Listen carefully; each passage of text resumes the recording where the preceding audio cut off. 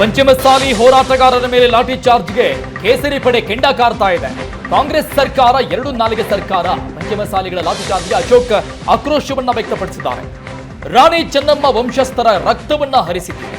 ರಾಣಿ ಚೆನ್ನಮ್ಮನ ವಂಶಸ್ಥರ ಶಾಪ ನಿಮಗೆ ತಟ್ಟುತ್ತೆ ಅಂತ ಸಿಸಿ ಪಾಟೀಲ್ ಮಾತಾಡಿದ್ರು. ಸಿಎಂ ಸಿದ್ದರಾಮಯ್ಯ ಕುಮ್ಮಕ್ಕಿನಿಂದ ಲಾಠಿ ಪ್ರಹಾರ ಆಗಿದೆ. ಪಂಚಮಸಾಲಿ ಹೋರಾಟವನ್ನ ತುಳಿಯುವ ಕೆಲಸ ಆಗ್ತಾ ಇದೆ ಅಂತ ವಿಜೇಂದ್ರ ಕೂಡ ಮಾತನಾಡಿದ್ದಾರೆ. ಈ ಕಾಂಗ್ರೆಸ್ ಸರ್ಕಾರ 2 ನಾಲಿಗೆಯ ಸರ್ಕಾರ. ಭಾಷಣದಲ್ಲಿ ಬಸವಣ್ಣವರ ವಚನಗಳು, ಕಾರ್ಯರೂಪದಲ್ಲಿ ಬಸವಣ್ಣನ ಅನುಯಾಯಿಗಳಿಗೆ ಲಾಠಿ ಏಟು. ಒಂದು ಕಡೆ ಬಸವಣ್ಣನ ವಚನ ಹೇಳ್ತಾರೆ, ಇನ್ನೊಂದು ಕಡೆ ಲಾಠಿ ತಗೊಂಡು ಲಿಂಗಾಯತರನ್ನು ಹೊಡೆಯುವಂಥ ಹೀನ ಕಾರ್ಯವನ್ನು ಮಾಡಿದ್ದಾರೆ.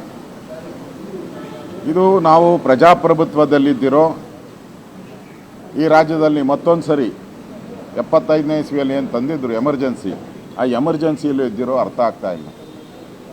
ಹಿಂದೆ ನಮ್ಮ ಸರ್ಕಾರ ಇದ್ದಾಗೂ ಈ ಲಿಂಗಾಯತ ಹೋರಾಟ ರಿಸರ್ವೇಷನ್ಗೋಸ್ಕರ ನಡೆದಿತ್ತು. ನಾವು ಒಂದು ದಿನವೂ ಅವ್ರನ್ನ ತಡೆದಿಲ್ಲ. ಇದಕ್ಕಿಂತ ಜಾಸ್ತಿ ಜನ ಬಂದಿದ್ರು. ಆಗ ಇದರ 4 ಪಟ್ಟು ಜನ ಬಂದಿದ್ರು.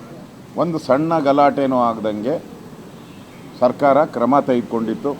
ಅವರ ಮನವಿಗೆ ನಾವು ಸ್ಪಂದಿಸಿ ಅವರಿಗೆ ರಿಸರ್ವೇಷನ್ ಏನು ಕೊಡಬೇಕಾಗಿತ್ತು ಅದನ್ನು ಕೂಡ ನಾವು ಕೊಟ್ಟಿದ್ದೀರಿ. ಆದರೆ ಈ ಸರ್ಕಾರ ಏಕಾಏಕಿ ದಾಂಧಲೆಗಳನ್ನು, ಈ ಸರ್ಕಾರನೇ ದಾಂಧಲೆ ಕ್ರಿಯೇಟ್ ಮಾಡಿರೋದು, ಗಲಾಟೆ ಕ್ರಿಯೇಟ್ ಮಾಡಿರೋದು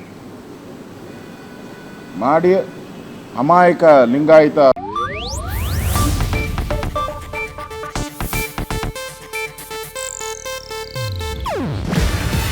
ಇದು ಏಷ್ಯಾನೆಟ್ ನ್ಯೂಸ್ ನೆಟ್ವರ್ಕ್ ಪ್ರಸ್ತುತಿ.